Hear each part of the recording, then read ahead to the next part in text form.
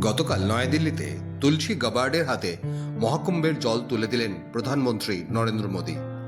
কিন্তু প্রশ্ন হলো, কে এই তুলসী গাবার্ড? কেনই বা তার সাথে প্রধানমন্ত্রী এতটা সময় আলাপ আলোচনায় কাটালেন? তিনি কি ভারতীয় বংশোদ্ভূত কেউ? আসুন জেনে নিই সবিস্তারে।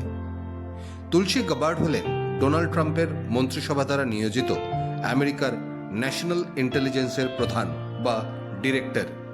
12 এপ্রিল 1981 সালে তার জন্ম হয় আমেরিকার টুটুইলা অঞ্চলের লেলোয়ালোয়া গ্রামে।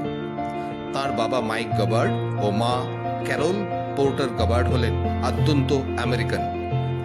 বড় হয়ে আমেরিকান সেনাবাহিনীতে যোগদান করেন তুলসী এবং তার যোগ্যতা ও পারদর্শিতায় ক্রমশ পদোন্নতি হতে হতে 2021 সালে আমেরিকান আর্মির লেফটেন্যান্ট কর্নেল পদে উন্নীত হন।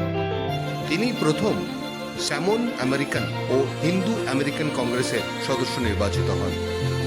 এরপর ডোনাল্ড ট্রাম্পের আমেরিকার রিপাবলিকান পার্টির হয়ে তার রাজনীতিতে প্রবেশ ও 2024 সালে আমেরিকার সর্বোচ্চ প্রেসিডেন্সিয়াল ইলেকশনে গুরুত্বপূর্ণ ভূমিকা পালন করেন।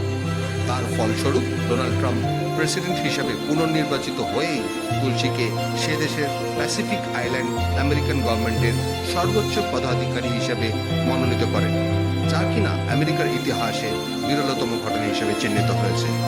স্বভাবতই বলা যায় যে এহেন আমেরিকান প্রতিনিধি ভারতে আসায় তাকে বিশেষ গুরুত্ব দিচ্ছে প্রধানমন্ত্রী দপ্তর।